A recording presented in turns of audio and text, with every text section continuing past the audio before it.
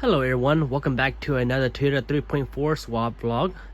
And today's video, since we are still waiting on parts to be on order and we're still waiting for our wiring harness, which is about roughly 2 to 3 weeks out, we're gonna be talking about engine preparation. So this is the motor from our donor, our 97 motor, 97 4Runner, and I'm gonna talk a little bit about what I plan on doing and what I'm gonna be doing for this motor here.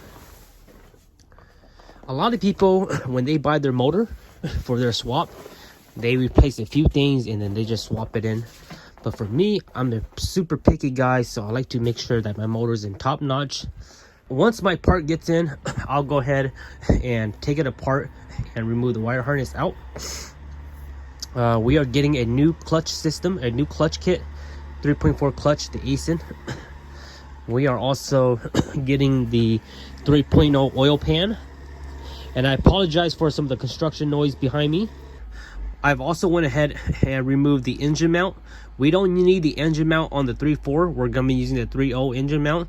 So we can't put those on until our 3.0 engine is taken off the engine, the vehicle. I've also went ahead and removed the manifolds.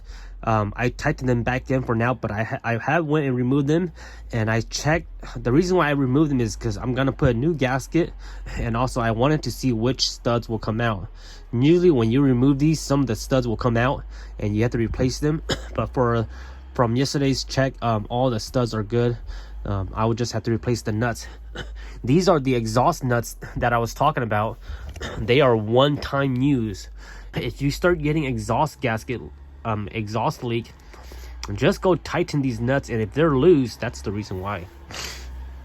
We're using the same alternator from the 3.4. The dipstick will have to be relocated, so the dipstick goes right here. It's a bit dirty, but there's a plug already right here that's made for it, and you will use the 3.0 dipstick as far as what I heard. Now if your 3.4 is a 2000 or newer, they don't have this hole and you have to drill a hole into the block. We're also gonna get new spark plug wires. I was going to reuse these, but when we were lifting up the engine, the chain snatched into it, so we're gonna replace these. We're getting new spark plugs, the NGKs. I will go ahead and remove the valve cover, replace the valve cover gasket, all the grommets, all the rubber gasket for the spark plugs, and then I'm gonna also wash the valve cover, the cover itself, and I will probably spray paint it with some high temp spray paint. We're also gonna be getting new belts. You can see these belts right here, they're pretty bad. So we're gonna take these off. We'll go ahead and keep these for spares. They're good enough for spares to get you home. Let's say if your belt snapped on a trail run. So these are still good for just spares. But we went and got brand new belts from eBay. They're Toyota belts, OEM belts. We're also gonna change the timing belt, the water pump, and everything, and all the bearings inside. So that's gotta get replaced.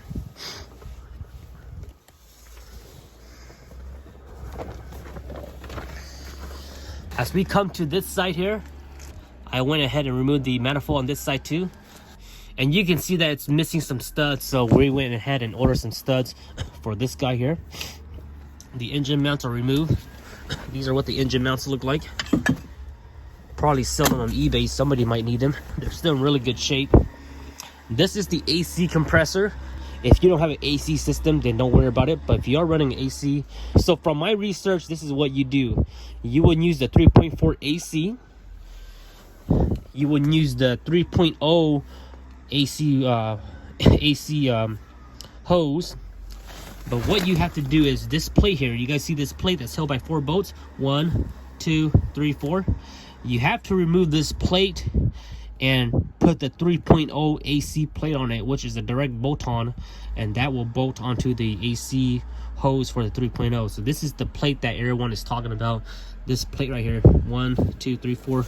So when the time comes, we'll go ahead and do that. The nice thing is that I have the AC from Rusty Red, which is a Toyota pickup I stripped out. So I'll have a plate already, and I don't have to wait for my truck to be taken off. So I'll go ahead and put Rusty's Red AC plate on there. Power steering is the same. This is the power steering bolt from the 3.4, but after some research, I believe you're supposed to use the 3.0 bolt and the washer. This is a washer that's connected to one piece. Spark plug coils. These are Toyota. I believe they're still good, so we're just gonna stick with the coils. And then in a bit here, I'm gonna go ahead and remove these and change out my spark plugs, because I have the spark plugs now. And you can see here the valve cover is completely leaking oil all over everywhere, so we're definitely gonna get this dirty. This valve cover is supposed to be the color of this right here. We're gonna take this valve cover off when the time comes. Put some super clean degreaser, pressure wash it, brush it, make sure it's nice and clean. If you have a clean engine, you can see if there's any problems. So if you have a dirty engine, you can't see any problems because all the dirt hides it. This is where the PCV valve goes. We went ahead and ordered a new PCV valve along with the PCV grommet. This is the hose for it. We're probably gonna replace this hose because it's pretty crusty out and hard, so I'll probably get a replacement for that. All the gaskets are still good from the intake plenum. I replaced the gaskets and the knock sensor wire harness when I first bought the truck and when I was troubleshooting it, so it's all good there. And if you guys remember, when I bought this vehicle, it was leaking coolant, and this was the reason why it was leaking coolant. They had a block heater that goes in here, but it was loose and it was leaking coolant, so I went ahead and plugged this up. It's very good right now, but I might go ahead and remove it while the engine's out and put a new one on, because when I installed this, I had to hit it at different angles, so you can see all the little dings and stuff like that. So I might remove that and put a new one in there, because I have an extra one just for the heck of it, just to make sure that looks pretty. When you install this, you also want to put some gray RTV around it before you install it. Just gives it that extra seal. Oil pan, we'll go ahead and remove that when the time comes. This is the wire harness that I was talking about. These two plugs are the two plugs that go into the female end of the donor plugs that you have to send into. These three right here are the one that goes into the ECU. 3 out of the 4. There's 4 plugs that go into the ECU. These are the 3 ones. The 4th one you cut off from the dashboard harness, and that one you send into the you send it in to get to the donor as a donor plug.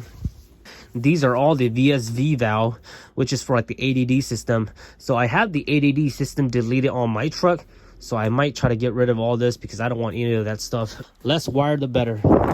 These are all the heater hoses back here.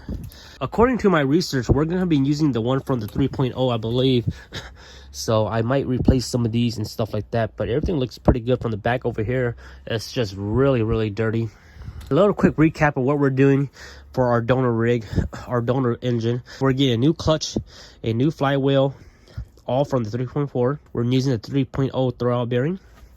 We're getting new exhaust manifold gaskets, everything. We're also doing the modified for the crossover. It has to come out on this side. New oil pan, 3.0 oil pan, new spark plug wires, new spark plug, valve cover, gasket, everything replaced, new spark plug wires, new main belts, new water pump, new timing belt, new bearings, tensioner bearing, idler bearing. We're going to replace all of those in here. On this side here, we have to replace the AC plate with the 3.0 AC plate. And same thing on this side, we're getting some studs for the exhaust along with the whole gasket kit. Coils, we're keeping the same. We're just replacing the spark plugs. All the injectors, I have them rebuilt already. I didn't get them clean. I just had them rebuilt with the new rubber gaskets and stuff like that. So we're just gonna keep the injector the way they are. And also I did clean out the IAC. This is the IAC right here. I did clean that out already, so I'm not going to dig into that. That should be pretty much it for this motor. Once we have all that complete and tuned up, we'll be ready to go ahead and once the wire harness comes in, we'll be ready to go ahead and swap this into the engine. And then of course we have to put the 3.0 engine mounts. I did have the 3.0 engine mounts from Rusty Red, but the bushing was pretty bad already, and I also sold those on eBay, so it is what it is. If I would have kept those, I could have just ordered new bushing and slapped them on, and then it would have been a quick direct bolt-on. But it's okay. We're gonna remove the 3.0 engine anyway, so I'll just take off the engine mounts from those. Other than that, guys, that's a quick preparation of what I plan to do with my engine, my donor engine. This is what I plan to do. If you guys think I miss out anything, let me know in the comment section, and I'll maybe look into it. I was thinking about doing the valve clearance while I'm at it.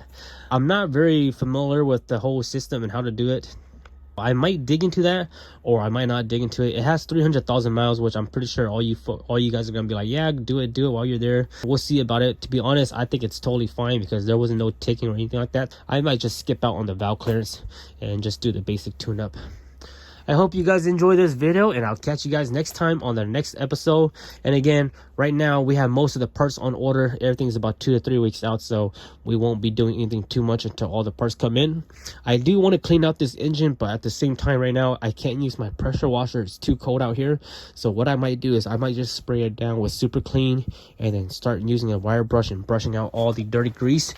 Then I'll go and buy some brake cleaner, and we'll just use brake cleaner to clean this stuff, because all this is oil and junk right here. So I want everything to be super clean. I'll catch you guys next time. Talk to you guys then.